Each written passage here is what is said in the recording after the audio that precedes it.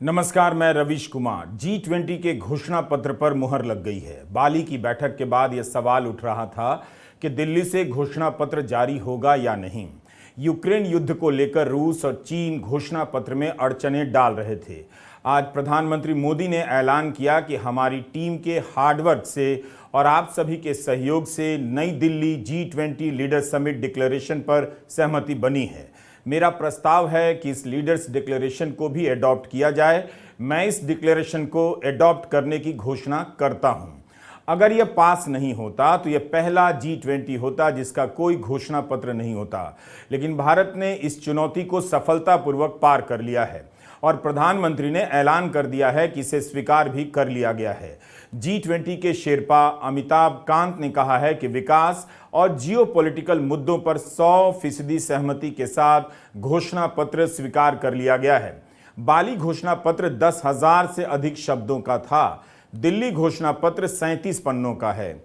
एक साथ सभी बिंदुओं पर बात करना अभी संभव नहीं, इसलिए समय के साथ आने वाले समय में अलग अलग मुद्दों पर बात होती रहेगी कि यह घोषणा पत्र किस तरह के ठोस समाधान की बात कर रहा है। इस घोषणा पत्र में यूक्रेन युद्ध के लिए रूस की कड़ी निंदा नहीं की गई है। रूस का नाम भी नहीं है। इसे बड़े बदलाव और कामयाबी के रूप में देखा जा रहा है। सवाल यह भी उठ सकता है कि बैठक में नहीं आकर क्या रूस और चीन ने अपनी जिद पूरी कर ली। एक सवाल और है, क्या यही बड़ी कामयाबी है कि घोषणा पत्र में रूस की निंदा नहीं की गई? क्या यह बड़ी कामयाबी कही जा सकती है? अगर रूस युद्ध नहीं कर रहा है तो यूक्रेन में क्या खुद से युद्ध हो रहा है? अगर रूस के अलावा अन्य ताकतें जिम्मेदार हैं तो उन पर भी चुप रहना क्या कूटनीतिक सफलता है? चुप रहने का रास्ता निकालना कौन सी बड़ी कामयाबी नजर आती है? क्या घोषणा पत्र यह कह रहा है कि युद्ध के लिए जिम्मेदार सभी पक्षों की भूमिका की जांच होनी चाहिए? ऐसा तो नहीं कह रहा। बड़ी कामयाबी तब होती जब रूस के साथ साथ इस युद्ध को सुलगाने वालों को भी चिन्हित किया जाता। बाली घोषणा पत्र की तुलना में देखें तो भाषा बदल दी गई है। कहा जा रहा है कि G7 यानी विकसित देश झुक गए, लेकिन जब आप इसी घोषणा पत्र को कोयले के सवाल पर देखेंगे तो वहां तो सभी देश कोयला लॉबी के सामने झुके हुए नजर आएंगे। इस घोषणा पत्र को केवल वाहवाही की नजर से मत देखिए। कहा गया था कि जनता का हित सर्वोपरि होगा, तो यूक्रेन पर जो भी कहा गया है उससे वहां की जनता का कौन सा हित सत्ता है? ठीक है कि G20 आर्थिक मंच है, तो फिर इतना भी करने की क्या जरूरत थी? बाली में लिखा गया था कि यूक्रेन के खिलाफ युद्ध। दिल्ली घोषणा पत्र में यूक्रेन में युद्ध लिखा हुआ है। के खिलाफ और में के अंतर पर बहस हो रही है। इस अंतर से घोषणा पत्र महान हो जाता है? क्या यूक्रेन के खिलाफ युद्ध रुक जाता है? रूस का नाम नहीं होने से यूक्रेन पर क्या फर्क पड़ा? वहां की जनता को क्या संदेश गया है? जब से युद्ध हुआ है 2 बार G20 हो चुका है और इसके घोषणा पत्र में क्या लिखा जाए, कैसे लिखा जाए, इसी को लेकर कूटनीतिक युद्ध जारी है। में, के, से, का, की को लेकर झगड़ रहे हैं। यही बड़ी कामयाबी हो गई? जरा खुद से पूछ कर देखिए। इसके अलावा एक अहम बात और है। धार्मिक असहिष्णुता को लेकर भी काफी कुछ कहा गया है। घोषणा पत्र के पैराग्राफ 78 में कहा गया है कि हम इस बात पर जोर देते हैं कि धार्मिक आजादी को काफी महत्व दिया जाए। धार्मिक पुस्तकों को लेकर जो हिंसा हो रही है उसे रोकने की जरूरत है। इस पर जोर दिया गया है कि दुनिया में अलग अलग धर्म हैं, ग्रंथ हैं, उन्हें लेकर सम्मान बना रहे, इसके लिए जागरूकता लानी चाहिए। कहा गया है कि हम मानते हैं कि संगठित होने की आजादी, कहीं पर जमा होने की आजादी, अपने धर्म को लेकर कहने की आजादी का आपस में बहुत गहरा संबंध है। हम सभी प्रकार की धार्मिक हिंसा की कठोर निंदा करते हैं। हिंदू अखबार की पत्रकार सुहासिनी हैदर ने लिखा है कि G20 के एशियाई देशों ने इसका प्रस्ताव रखा, मगर यूरोपियन यूनियन ने इसे ठुकरा दिया। अगर यह बात सही है तो समझिए कि एक जगह पर G7 हारता हुआ दिख रहा है तो एक जगह पर यूरोपियन यूनियन के देश एशियाई देशों पर भारी भी पड़ रहे हैं। धार्मिक नफरत का ऐसा प्रकोप है कि जितनी तबाही प्राकृतिक आपदा से होती है उतनी ही तबाही धार्मिक नफरत से होने वाले दंगों से हो जाती है, मगर यूरोपियन यूनियन के देशों ने इसे नहीं माना। हम आज के इस वीडियो में कोयले के इस्तेमाल के सवाल पर जोर देना चाहते हैं। G20 घोषणा पत्र में इस तरह का कोई वादा नहीं किया गया है कि कोयले का इस्तेमाल कब तक और किस तरह से कम कर दिया जाएगा। 37 पन्नों के घोषणा पत्र में इस वादे को जगह नहीं मिली कि कब तक कोयले पर निर्भरता समाप्त की जाएगी। आप जानते हैं कि तमाम तरह की जलवायु रिपोर्ट में कोयले के बेतहाशा उत्पादन को लेकर चेतावनी दी जा चुकी है। इस संकट का नतीजा रोज हम किसी न किसी शहर में देख रहे हैं। G20 नेताओं ने बस इतना कहा है कि वे कोयले के उत्पादन को घटाने के महत्व को समझते हैं। कुछ दिन पहले संयुक्त राष्ट्र की रिपोर्ट आई है कि कोयले के उत्पादन पर कठोर फैसला लेना होगा। G20 में घोषणा पत्र जारी हो गया, यही बड़ी कामयाबी नहीं है। यह भी देखना चाहिए कि अलग अलग मुद्दों को लेकर क्या फैसला हुआ है, किस तरह से कोयले को लेकर ईमानदारी से बात रखी गई है या चालाकी से कही जा रही है। कम से कम कोयले के मामले में यही नजर आ रहा है। इतने साल से इसके खतरे की बात हो रही है और G20 यही कह पा रहा है कि हम इसके दुष्प्रभाव के महत्व को समझते हैं। बहुत मेहरबानी जनाब कि आप दुष्प्रभाव के महत्व को समझते हैं और फिर भी समझने के बाद कुछ नहीं करते। घोषणा पत्र में कहा गया है कि राष्ट्रीय परिस्थितियों को देखते हुए कोयले का उत्पादन घटाने पर जोर दिया जाएगा। ऐसा होना ही था, क्योंकि जब G20 के समूह की इस मसले पर बैठक हुई तब भी घुमा फिराकर इसी तरह की बातें कही गई थी। कोई आम सहमति नहीं बन पाई और वही घोषणा पत्र में नजर आई। गोलमोल बातें कही गई हैं, कोई ठोस बात नहीं है। साफ सुथरी ऊर्जा की जरूरत है, लेकिन इस जरूरत को न जाने कितने दशक से रेखांकित किया जा चुका है। अगर इतने महत्वपूर्ण मुद्दे पर G20 फैसला नहीं ले सका, ठोस वादा नहीं कर सका, तो फिर इस घोषणा पत्र का आप क्या करेंगे? क्या यह समय सिर्फ जरूरत जताने की है? हजारों लोग वायु प्रदूषण से मर जा रहे हैं। कोयला इस प्रदूषण का बड़ा कारण है। ऊर्जा के क्षेत्र में G20 बड़ी बुरी तरह से नाकाम नजर आ रहा है।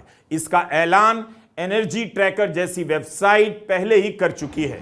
यह कोयले का खदान है। हमें समझना होगा कि विकासशील देश क्यों कोयले पर निर्भर हैं। केवल अपनी ऊर्जा की जरूरतों को पूरा करने के लिए नहीं, बल्कि विकसित देशों की विकास की भूख को मिटाने के लिए भी। जिन गरीब और विकासशील देशों को ग्लोबल साउथ कहा जाता है, उनके ऊपर कोयला अब बोझ बनता जा रहा है। एक ऐसा चक्र है जिससे वे निकल नहीं पा रहे हैं। अमीर देश उन गरीब देशों पर कर्ज का बोझ लाद देते हैं और फिर दबाव डालते हैं कि कर्जा चुकाने के लिए कोयले का उत्पादन बढ़ाते रहिए। नतीजा यह होता है कि जलवायु संकट भी बढ़ता जा रहा है, जिसके कारण इन विकासशील देशों में भी भारी तबाही आ रही है। इसलिए ग्लोबल साउथ के गरीब और विकासशील देशों की मांग है कि अमीर देश अपने सारे कर्जों को रद्द कर दें, ताकि वे कर्ज चुकाने के नाम पर कोयले के उत्पादन चक्र से मुक्ति पा सकें। क्या G20 के दिल्ली घोषणा पत्र में इस पर कोई समाधान हुआ है? यह आसान नहीं है, क्योंकि कोयले से अभी तक $52 ट्रिलियन का मुनाफा कमाने वाली फॉसिल लॉबी ऐसा होने ही नहीं देगी। घोषणा पत्र में कुछ भी होगा, इस लॉबी के कारण सरकारें कोयले के उत्पादन को नहीं रोक पाती हैं, बल्कि कई देशों के प्रमुख अपने दोस्तों को कोयले का खदान देने के लिए नियम तक बदल देते हैं। अभी 23 अगस्त 2023 की रिपोर्ट है गार्डियन की, जिसे अजित निरंजन ने लिखा है। G20 के देशों ने केवल एक साल यानी 2022 में $1.5 ट्रिलियन से अधिक की सब्सिडी कोयला, तेल और गैस के सेक्टर को दी थी।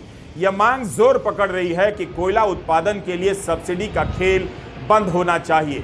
2015 के पेरिस जलवायु सम्मेलन में वादा किया गया था कि कोयले के उत्पादन पर सब्सिडी घटाएंगे, मगर G20 देशों ने कोयले की सब्सिडी पर $1 ट्रिलियन से ज्यादा खर्च कर दिया। इसमें तेल और गैस भी शामिल हैं। इनकी यह सच्चाई है। भाषण में पर्यावरण को लेकर कुछ भी खराब नहीं कहा जाता है।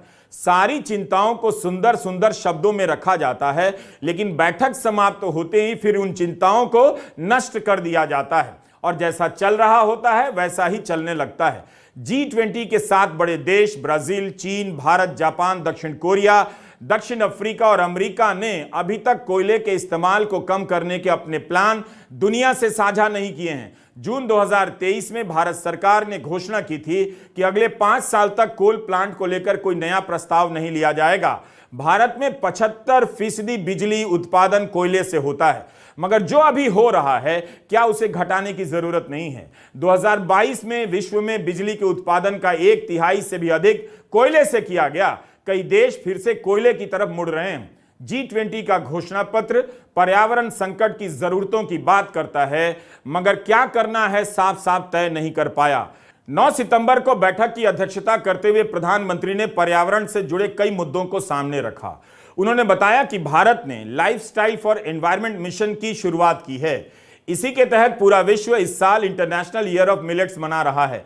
इसका संबंध जलवायु सुरक्षा से भी है। इसी भावना के साथ COP26 में भारत ने green grids initiative one sun one world one grid launch किया था। आज भारत दुनिया के उन देशों में है जहां बहुत बड़े पैमाने पर सोलर रिवॉल्यूशन चल रहा है। भारत के करोड़ों किसान अब नेचुरल फार्मिंग अपना रहे हैं। भारत में ग्रीन हाइड्रोजन के उत्पादन को बढ़ाने के लिए नेशनल ग्रीन हाइड्रोजन मिशन भी लॉन्च हुआ है। G20 की प्रेसिडेंसी के दौरान भारत ने ग्लोबल हाइड्रोजन इकोसिस्टम बनाने की दिशा में भी महत्वपूर्ण कदम उठाए हैं। प्रधानमंत्री ने कहा कि ऊर्जा से संसाधनों के इस्तेमाल में बदलाव की जरूरत है। बात सभी सही है। यह बदलाव बिना कई लाख करोड़ की आर्थिक लागत से नहीं हो सकता। इतने पैसे के प्रबंध में विकसित देशों की बड़ी भूमिका है। उनका इशारा कोयला उत्पादन और टेक्नोलॉजी पर निर्भरता की तरफ भी हो सकता है। 2009 के क्लाइमेट समिट में विकसित देशों ने वादा किया था कि 2020 तक $100 अरब की मदद देंगे, मगर पूरा नहीं किया। G20 के घोषणा पत्र में कोई ठोस बात नहीं। क्या इस तरह से जलवायु संकट का समाधान निकलेगा? दूसरे पर जवाबदेही लादने से वो क्या करेगा, इसका इंतजार करने से अपने अपने देश का संकट कम नहीं हो जाता है। इसी साल भारत में मार्च अप्रैल के महीने में लू का कहर देखा गया। इसके कारण गेहूं की फसल बर्बाद हो गई, जान माल का नुकसान हुआ, किसानों की लागत नष्ट हो गई, महंगाई की मार पड़ी वो अलग। यही नहीं, उत्तराखंड से लेकर हिमाचल में चंद दिनों की बारिश ने भारी तबाही मचा दी। लू और भयंकर बारिश के बीच अगस्त और सितंबर का महीना इतना गर्म रहा कि लोगों की हालत खराब हो गई। अगस्त में भारत में कई जगहों पर कम बारिश से पानी और सिंचाई का अलग ही संकट नजर आया। यानी भारत के आम लोग हर साल बुरी तरह से कीमत चुका रहे हैं। दुनिया भर में जून, जुलाई और अगस्त का महीना सबसे गर्म रहा। यह संकट सभी झेल रहे हैं, भारत का आम किसान भी झेल रहा है। मगर G20 में खेती किसानी पर अलग से कितनी ही चर्चा हुई, देवेंद्र शर्मा इसे लेकर सवाल उठा रहे हैं। जितने भी उसमें फॉर्मल जो डिनर्स हैं या फॉर्मल मील्स हैं या फॉर्मल और प्रोग्राम हैं, इसमें सिर्फ बिजनेस इंडस्ट्री और ब्यूरोक्रेट्स या पॉलिटिशियंस यही होते हैं। क्या कारण है कि दुनिया की जो पॉपुलेशन है इस समय 8 बिलियन है, जिसमें से तकरीबन ये माना जाता है कि 3 बिलियन पॉपुलेशन जो है, लोग जो हैं, वो उसका जो इतना बड़ा हिस्सा है वो खेती से जुड़ा हुआ है, जो कि किसानों से जुड़ा हुआ है। क्या कारण है कि उनका कोई भी रिप्रेजेंटेशन कहीं नहीं होता है? क्या हम बिल्कुल भूल चुके हैं किसानी को और खेती को? क्या कारण है कि हम देखते हैं जब भी कोई हेड ऑफ द स्टेट किसी फॉरेन में किसी भी कंट्री के विजिट पे जाता है तो अपने साथ एक बिजनेस का डेलीगेशन लेके जाता है। कभी हमने ये देखा ही नहीं, चाहे वो पिछले 10 साल हो 20 साल हो, हम देखते आ रहे हैं कि उस डेलीगेशन में कोई भी किसानों का प्रतिनिधि नहीं होता, कोई भी आम जनता का या लोगों का प्रतिनिधि नहीं होता। क्या सिर्फ दुनिया में बिजनेस और इंडस्ट्री ही है जिसके ऊपर ध्यान देने की जरूरत है? क्या हम ये मान चुके हैं कि खेती का कोई महत्व रहा ही नहीं, या किसान कहीं दायरे में है ही नहीं, हमारी सोच में या नज़र में आता ही नहीं है?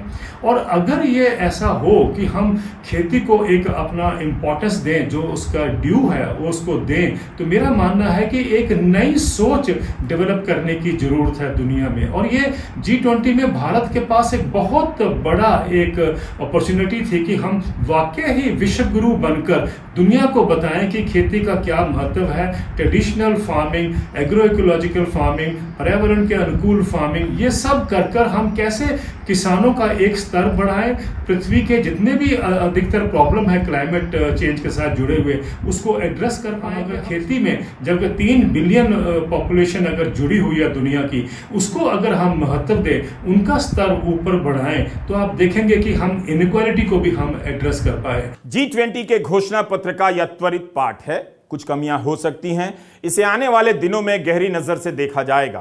कोयले पर अगर G20 ठोस संदेश नहीं दे पाया तो ईंधन को लेकर नए नए गठजोड़ बनाने से हेडलाइन तो अच्छी बन जाएगी, मगर जमीन पर बदलाव नहीं आएगा। यह समय धीमे बदलाव का नहीं है, तेज गति से चलने का है। भारत ने ग्लोबल बायोफ्यूल अलायंस की घोषणा कर दी है। एथेनॉल ब्लेंडिंग की बात हो रही है। भारत में ही कई साल से इस पर बात हो रही है, मगर वास्तविक प्रगति कितनी है सभी को मालूम है।